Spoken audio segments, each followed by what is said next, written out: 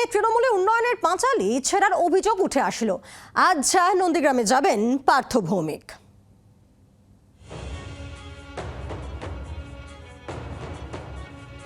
নন্দীগ্রামে তৃণমূল কংগ্রেসের উন্নয়নের পাঁচালী যে ট্যাবলো সেটি ছিঁড়ে দেওয়া, যে পোস্টার পড়েছিল সেখানে সেই পোস্টার ছিঁড়ে দেওয়া হয়েছে। দেখুন সেই অভিযোগ উঠে আসছে এবং আজ নন্দীগ্রামে যাবেন পার্থ ভৌমিক।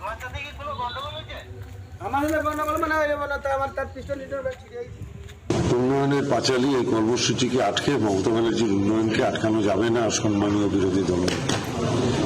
আসলে এর মাধ্যমে শুভেন্দু অধিকারী এটা প্রমাণ করে দিলেন যে তিনি ভয় পেয়েছেন। নন্দীগ্রামের মাটিতে তার ভিত ক্রমশ আলগা হয়ে যাচ্ছে।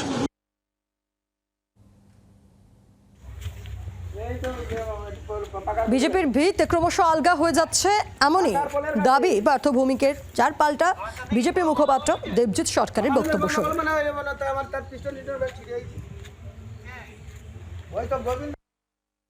যে উন্নয়ন মানুষকে ভোট দিতে দেয়নি পঞ্চায়েত নির্বাচনে, বিধানসভার নির্বাচনে, পৌরসভার নির্বাচনে এবং লোকসভার নির্বাচনে, যে উন্নয়নের নামে মানুষের থেকে কাটমানি তুলেছে, তোলাবাজি হয়েছে এবং একতরফা প্রশাসনিক দুর্নীতি হয়েছে, মানুষের মেধা চুরি গেছে, সেই উন্নয়নকে এইবারে মানুষই রুখে দেবে।